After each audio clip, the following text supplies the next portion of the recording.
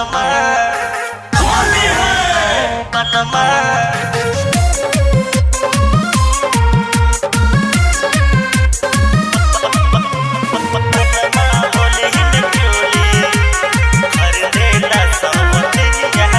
सखी बलमा होली में चोली खरीदेला सवतिनिया के।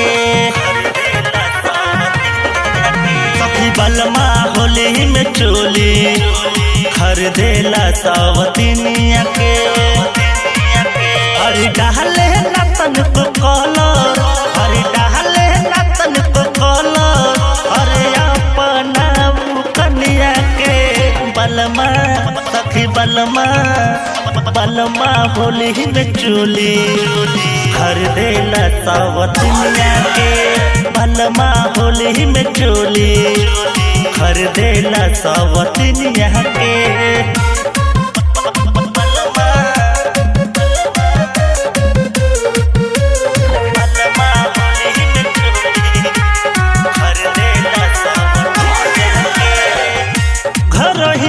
छोड़ के पुआ बहरे में खाता, होलिया में सौखिर हमरो जो बना बतियाता।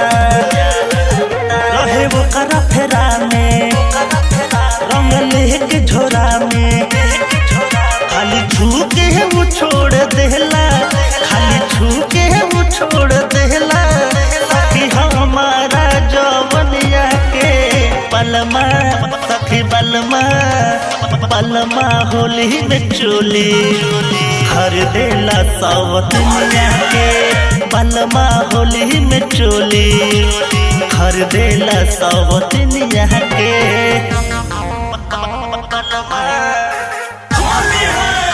बलमा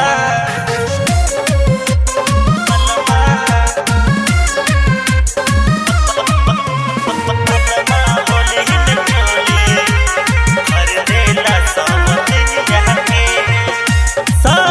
सबेरे करे रहता बदनिया, चला न कृष्णा के पीछे कारी में पनिया। करे पवन सपोर्ट हो, लागे दिलवा में चोट हो। हर सहले सहात नइखे सखी, सहले सहात नइखे। देखी वो करे करमिया के। बलमा सखी बलमा बलमा होली में चोली खरीदेला सवतिनिया के। बलमा होली में चोली खरीदेला सवतिनिया के।